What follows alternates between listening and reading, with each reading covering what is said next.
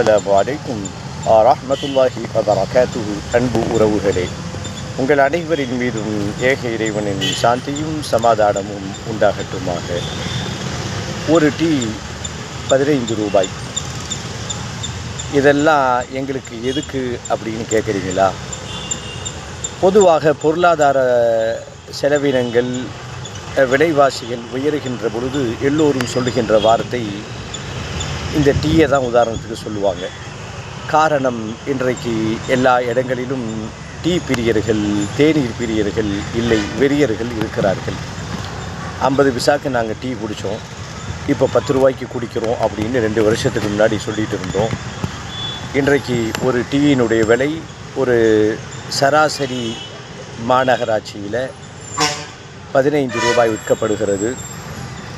ஒரு உதாரணத்திற்கு இந்த செய்தி, ஒரு தேநீரினுடைய விலையே ஒரு 15 ரூபாய் என்று சொன்னால் மற்ற விலைகள் எல்லாம் நாம் யூகித்து கொள்ளலாம் எவ்வளவு இருக்கும், மருத்துவ செலவு எவ்வளோ இருக்கும் நம்ம யூகித்துக்கலாம்.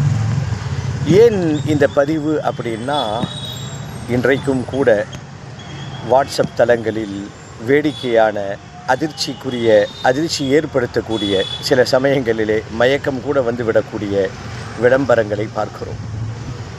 எங்களுக்கு எங்கள் பள்ளிக்கு இமாம் தேவை, நல்ல குரல் வளம், நல்ல உச்சரிப்போடு கராத்தை ஓதி நல்ல தமிழிலே பயான் செய்யக்கூடிய தகுதியான ஆலிம் தேவை.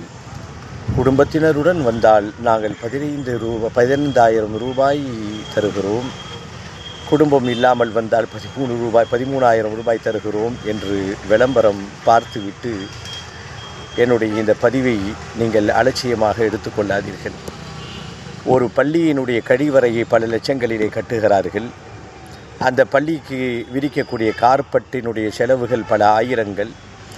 எல்லாவற்றையும் செலவு செய்யக்கூடிய பள்ளியினுடைய பொறுப்பாளர்களே, இமாம்களுக்கும் முஅத்தினுகளுக்கும் மார்க்கப்படி செய்பவர்களுக்கும் இன்றைய காலத்தினுடைய சூழல் கருதி ஒரு தகுதியான சம்பளத்தை நீங்கள் தருகிறீர்களா என்று யோசித்து பாருங்கள்.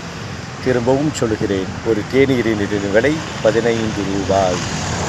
அல்லாஹ் நம் உம்மத்தை கண்ணியப்படுத்துவானாக.